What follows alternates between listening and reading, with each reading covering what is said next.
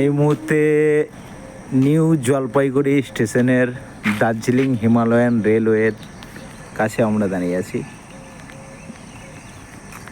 যেখানে আমরা দেখতে পাচ্ছি এই যে লাইন,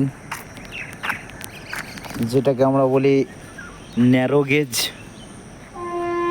1.63 মিটার চওড়া হয়, এদিকেও একটা আছে, ঠিক আছে।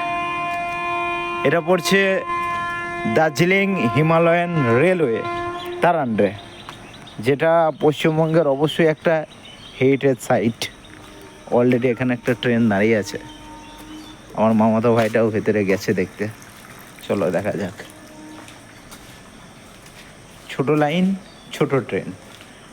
আগে আমাদের এদিকে চলতো ছোট লাইন, আগে ছোট লাইনটা মনে হয় মিটার গেজে চলতো বা ন্যারো গেজে চলতো, সঠিক যাই হোক জানা নেই।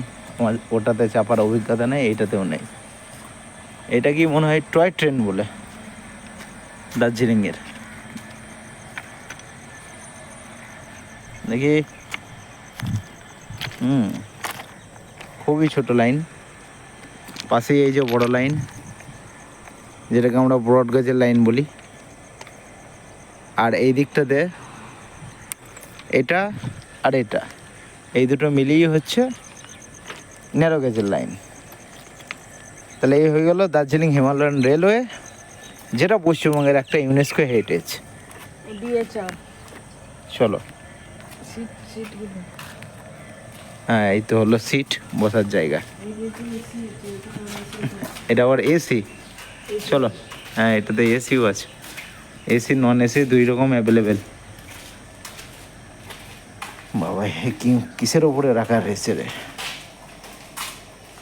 চলো দেখা হয়ে গেছে, কেটে পড়ো।